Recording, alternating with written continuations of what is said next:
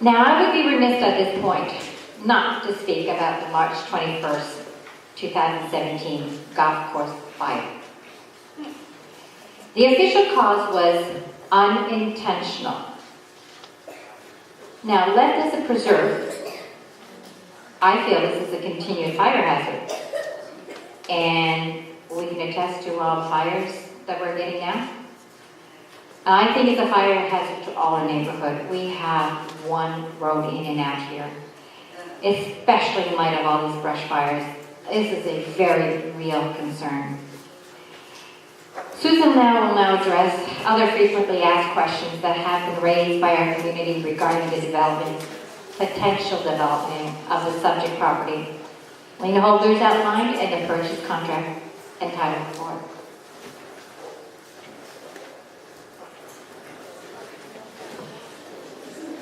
Okay, this last little section is a little technical. I'm going to try and run through as quickly as I can so that we can get you your questions. So we have time for that. But I'm hoping that I'm going to answer a lot of your questions in doing this. The actual development potential of the golf course. We now know any effort to develop this property for residential purposes would be subject to a major environmental cleanup that would render the property more of a liability than an asset to any developer. However, prior to the discovery of the contamination, we determined that the development would be severely limited based upon the following facts. And these are the facts that we tried to bring up at the BOCC September 26th hearing, which we were limited to 3 minutes. The subject property was developed as a golf course within the Gulf Harbor's master plan community in 1953. It was a master plan. And the golf course was designated as part of our open space. Any deviation in the change to the density within the master plan and our open space uses is subject to a process and procedures to modify an existing DRI or a master plan community, not a simple rezoning petition hearing. A huge undertaking to do that. The following is the history of the owner's attempt to develop the property and action taken by Pasco County to limit the development of the subject property. In 1987, the owner requested a binding letter of interpretation as to vested rights from the Department of Community Affairs. The owner received a determination that 120 single-family units still existed in the overall master plan. The overall master plan is the entire golf, Florimar Terrace, Marine Parkway. I mean, it's the whole DRI in this area. So there was 120 units left in 1987. We know that there's been 70 units built right up here in the villas. So even back in 1987, the county knew that no more than 120 homes could ever be built out here. Again, the July 6th letter to us said up to 450 units could be put in here. Yeah. The letter from the TCA did not guarantee the approval of the deviation by local, state, or federal agencies.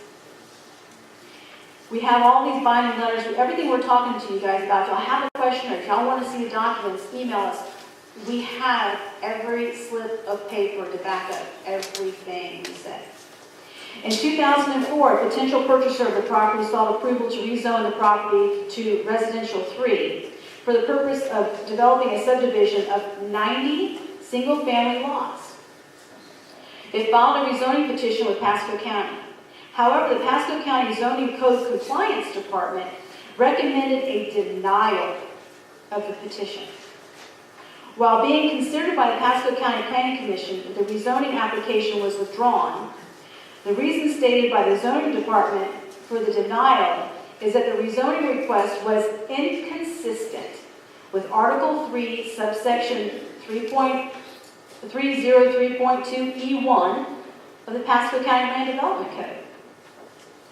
The matter was scheduled for a vote on April 13, 2004, but the developer pulled the rezoning petition a day before the meeting. The reason stated by county staff was that the purchaser was going to seek an updated binding letter of vested rights from the TCA. Keep in mind that the property owner was not the original developer who had the vested rights. He purchased the golf course from the developer. But that's a whole other issue too.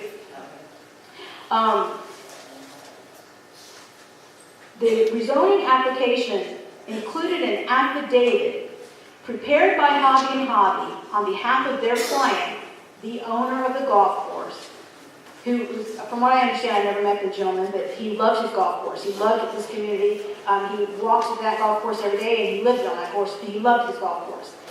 And he did an affidavit to deny the zoning petition in 2004, saying that he bought it as a golf course. He knew that it was open space and that it couldn't be developed. That was filed with the rezoning petition back in 2004. When I did my public records request from the county and asked for this rezoning petition, they gave me 14 pages. Did not include that affidavit. When I went down to the county and did my own research, that affidavit was attached, and my zoning petition was about 42 pages. In 2004 and 2005, the potential buyer and developer, Lexington Homes, sued the property owner for specific performance. The suit resulted in a confidential settlement agreement that was negotiated by attorney Clyde Hobby on behalf of the property owner, Lexington Homes, and Tropical Realty. We do not know what limiting conditions the settlement agreement placed, if any, on the owner requiring future development. And my notes say, here they see the stipulation that was filed in the court records. I have all the case numbers if anyone ever wanted to see it. Notwithstanding the gross conflict of interest issues in using attorney Clyde Hobby as a title agent on this particular transaction, the BOCC should require the disclosure of any terms and conditions placed upon the property pursuant to the terms of the settlement. We haven't seen it. We have no idea. But we know Lexington Homes, they came up here and developed these townhomes right up the street. In 2006, the BOCC approved the replat of a portion of the master plan, and that's this. I've already talked about this. So an additional 70 homes. On June 19, 2013, the property was nominated, reviewed, studied, and approved by the BOCC as environmentally sensitive land, and it was placed on the ELAM acquisition list at the request and application of the property owner. The current trustee of the property applied to have this put on environmental sensitive lands. Again, the rezoning of environmental sensitive lands is severely limited by Chapter 800 of the Pasco County Land Development Code. In fact, no roads can be built on the property subject to an existing master, and property subject to an existing master plan cannot be modified to a higher density and a whole host of other regulations. They're long. Pursuant to Florida Statutes 161.53, a coastal county or coastal municipality may establish coastal construction, zoning, and building codes in lieu of the provisions of this section of Florida statutes. If such zones and codes are approved by the department as being adequate to preserve and protect the beaches and coastal barriers which are under the jurisdiction of this department from imprudent construction that will jeopardize the stability of the dune system, acceleration of erosion, provide inadequate protection to upland structures, endanger adjacent properties, or interfere with public beach access. Exceptions to locally established coastal construction, zoning, and building codes may not be granted unless previously approved by the State Department. The intent of this subsection is to provide for the local administration of established coastal construction control lines through approved zoning and building codes if desired by local interest and where such local interest have, in the judgment of the department, sufficient funds and personnel to adequately administer the program. Should the department determine at any time that the program is inadequately administered, the department may revoke the authority granted to the county or municipality.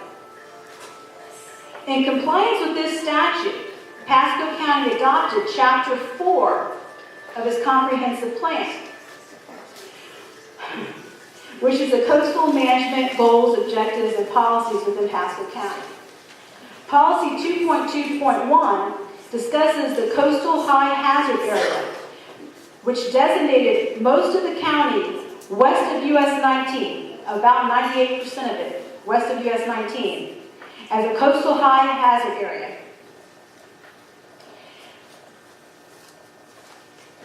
Pursuant to section 2.2.3 of the comprehensive plan, it limits any development or rezoning to the lowest residential level available for any tract of land, and any tract of land over 51 acres can only be developed with maintaining 80% of it as open use.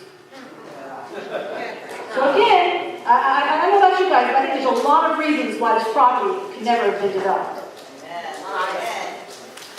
Finally, on September 23rd, 2014, the BOCC adopted Resolution 14-302, which was the 2014 update to the Local Mitigation Strategy Plan for Pasco County. This mitigation plan is filed with the federal government to qualify for federal funds for the citizens for Pasco County in the event of natural disasters, and establishes the flood insurance rates to the properties within Pasco County. During this annual review, the Pasco County Hazard Mitigation Committee, in conjunction with the Pasco County Office of Emergency Management, completed the Pasco County Local Mitigation Strategy. The mitigation policy designated 16 repetitive loss areas within Pasco County. The entire Florimar neighborhood was designated as repetitive loss area 15. Pasco County designated our community as one of the 16 areas of critical concern for flooding and certified to the federal government that the BOCC would limit development and construction activities within our neighborhood to rebuilding and repairing existing buildings in compliance with the newly adopted building codes, and that no development and redevelopment would be considered. See Resolution 14-302 and the 693-page mitigation plan. We've got on CDs here. The county now claims that this is only a suggestion and that they have the authority to deviate from this plan. If I wasn't so mad, I'd send that to the federal government, but it would affect all of us, so I'm not going to. We believe that any deviation from the mitigation plan would be a violation of federal guidelines and could jeopardize Pasco County's need for federal relief and from FEMA and other federal agencies. Any deviation from the mitigation plan could severely impact the cost of flood insurance throughout Pasco County, not just in Florimar. All of these governmental, statutory, and planning restrictions must be reviewed and considered by the BOCC for any future development, as well as any appraiser in arriving at market value for any property acquired using taxpayer funds. We now have an email from Clark Hobby to Keith Wiley, dated February 3rd, 2016, to try and justify the county's decision to have an appraiser use the hypothetical condition of development. Keep in mind that the county's appraiser, on 2 separate occasions, arrived at values of less than $275,000 since the property could not be developed.